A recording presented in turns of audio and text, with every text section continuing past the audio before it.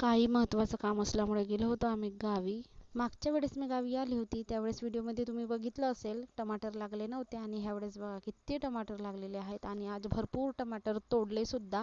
सकाळी आईने 2-3 किलो विकले आणि 2-3 किलो अशा ओळखीच्या लोकांना वाटून दिले. लसणाचे पानं तोडले तर रुद्रांशला लसणाच्या अक्षा खायच्या होत्या तर आईने त्याला लसणाच्या अक्षा बनवून दिला. वेळेवर त्याला काही पण खायचं असते. गावी आला की बघा किती मज्जा करतो, किती एन्जॉय करतो. घर बनवायसाठी वाळू आणले आहेत तिथे खेळतो, शिंपले गोळा करतो वाळूमधले. आणि आंब्याच्या झाडाला बघा किती बहार आलेला आहे, खूप बहार आलेला आहे. छोटे छोटे आंब्याचे झाड आहेत आणि खूप गोड आहे. तिला जो काही भाजीपाला निघतो ना तर पहिल्या वेळेस आई ओळखीच्या लोकांना थोडं थोडं करून देते, नंतर विकते. आता प्रत्येक वेळेस तर आपण सगळं देऊ नाही शकत कारण मेहनत पण तेवढीच करावी लागतो, खर्च पण तेवढाच येतो. संध्याकाळच्या वेळेला कार्यक्रम होता तर कार्यक्रमामध्ये गेलो आम्ही सगळेच, माझी छोटी वहिनी, आई, मी, रुद्रांश. आणि ते भरपूर लांब होतं. आणि कार्यक्रमातील जेवण बघा, मोठ्या मोठ्या गंजांमध्ये स्वयंपाक